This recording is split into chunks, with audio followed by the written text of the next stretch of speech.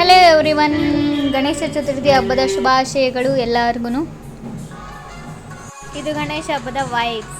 ಹಬ್ಬದ ದಿನ ಹೂವು ಕಟ್ಟಬೇಕು ಅಂದರೆ ನಂಗೆ ತುಂಬ ಇಷ್ಟ.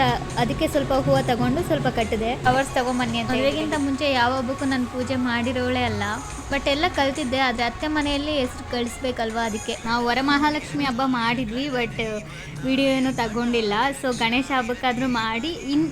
ಇನ್ನೊಂದು, ನಾನು ಏನಕ್ಕೆ ಯೂಟ್ಯೂಬ್ ಸ್ಟಾರ್ಟ್ ಮಾಡಿದೆ ಅಂತ ಕೆಲವ್ರಿಗೆ ಹೇಳ್ತೀನಿ. ಒಂದು ಪಾಯಿಂಟ್ ಹೇಳ್ತೀನಿ. ನಮ್ಮ ಹಸ್ಬೆಂಡ್ ಅವರು ಕೇರಳ ಆಗಿರೋದ್ರಿಂದ, ಕೇರಳ ಫ್ಯಾಮಿಲಿ ಆಗಿರೋದ್ರಿಂದ ನಮ್ಮ ಕಡೆ ಟ್ರೆಡಿಷನ್ ಹೇಗೆ ಮಾಡ್ತೀವಿ, ಏನೇನು ಪ್ರಿಪೇರ್ ಮಾಡ್ತೀವಿ ಅನ್ನೋದು ನಾವು ತೋರಿಸ್ಕೊಡ್ಬೇಕು. ಅದರಿಂದನೇ ಇದು ಒಂದು ಸ್ಟಾರ್ಟ್ ಮಾಡಿದ್ದೆ. ಯಾರಿಗೂ ಭಯ ಇರಲ್ಲ, ನಮ್ಮ ಪೇರೆಂಟ್ಸು ನೋಡ್ತಾರೆ, ಅವ್ರ ಕಡೆ ಫ್ಯಾಮಿಲಿಯವರು ನೋಡ್ತಾರೆ ಅಂತ.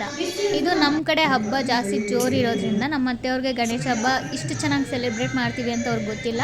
ಸೊ ಅದಕ್ಕೆ ನಾನು ಬೆಳಗ್ಗೆ ಎದ್ದು ಕಡುಬು, ಪಾಯಸ ಮತ್ತು ರೈಸ್, ಸಾಂಬಾರು, ಚಪಾತಿ ಇಷ್ಟೆಲ್ಲ ಮಾಡಿದ್ದೀನಿ. ಮತ್ತು ಕಡುಬು ನಮ್ಮ ಅತ್ತೆಯವ್ರು ತಿನ್ನೋವಾಗ ಇದೇನಿದು ಅಂತ ಕೇಳಿದ್ರು. ಸೊ ಆಮೇಲೆ ತಿಂದಮೇಲೆ ಮತ್ತು ಇದೆಲ್ಲ ನಾವು ಹಬ್ಬದ ವಿಶೇಷ ಇಷ್ಟು ತಿಂಡಿಗಳನ್ನ ಮಾಡಿದ್ದೆ ನಾನು ಅವತ್ತು ಗಣೇಶ ಹಬ್ಬ ಮಾರ್ನಿಂಗ್ ಇದ್ದು. ಸೊ ರಂಗೋಲಿ ನಮ್ಮ ಮನೇಲಿ ಕೂಡ ಆಗ್ತಿರ್ಲಿಲ್ಲ. ಸೊ ಆದರೂ ಕಲ್ತ್ಕೊಂಡು ಹಾಕೋಣ ಅಂತ ಇದು ಟ್ರೈ ಮಾಡ್ತಿದ್ದಿದ್ದು. ಇದೆಲ್ಲ ಮನೆಯಲ್ಲೇ ಮಾಡಿದ್ದು ನಾನು. ಮತ್ತು ಇವರು ನಮ್ಮ ಅತ್ತವ್ರಿಗೆಲ್ಲ ನಮ್ಮ ಕಡೆ ಎಷ್ಟು ಚೆನ್ನಾಗಿ ಮಾಡ್ತೀವಿ, ಗ್ರ್ಯಾಂಡ್ ಮಾಡ್ತೀವಿ ಅಂತ ತೋರಿಸ್ಕೊಟ್ಟು. ಇಷ್ಟೆಲ್ಲ ಆದಮೇಲೆ ಟೆಂಪಲ್ ಹೋಗಬೇಕು ಅಂದ್ಕೊಂಡಿದ್ವಿ. ಆದರೂ ನಮ್ಮ ಪೇರೆಂಟ್ಸ್ ಕರಿತಿದ್ರು, ಬನ್ನಿ ಮನೆಗೊಂದ್ಸತಿ ಅಂತ.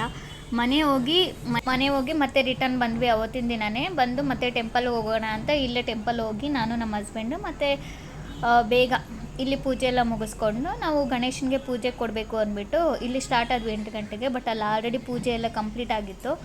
ನಮ್ಮ ಹಬ್ಬ ಆಗಿರೋದ್ರಿಂದ ನಮ್ಮ ಅತ್ತೆಯವ್ರು ನನಗೆ ವೆಯ್ಟ್ ಮಾಡಿದ್ರು, ಪೂಜೆ ನಾನೇ ಬಂದು ಕೊಡಲಿ ಅಂತ.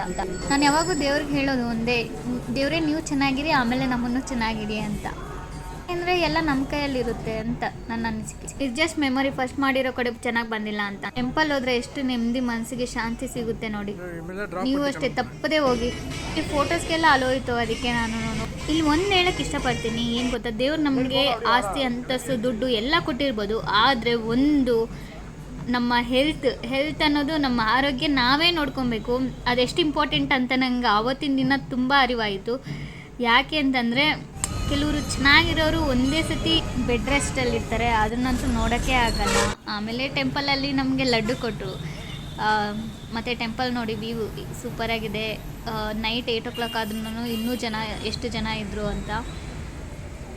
ರಿಯಲಿ ಟೆಂಪಲ್ ಹೋಗಿ ಬಂದಮೇಲೆ ನನಗೆ ಅನ್ನಿಸ್ತು ಆರೋಗ್ಯ ಅನ್ನೋದು ಎಷ್ಟು ಇಂಪಾರ್ಟೆಂಟು. ಆಮೇಲೆ ಈ ಪ್ರಪಂಚ ನಾವು ಅನ್ನೋದು ಕ್ಷಣಿಕ ಅಷ್ಟೇ. ಇರೋವರೆಗೂ ಎಂಜಾಯ್ ಮಾಡಿ ಎಲ್ಲರೂ. Thank you so much.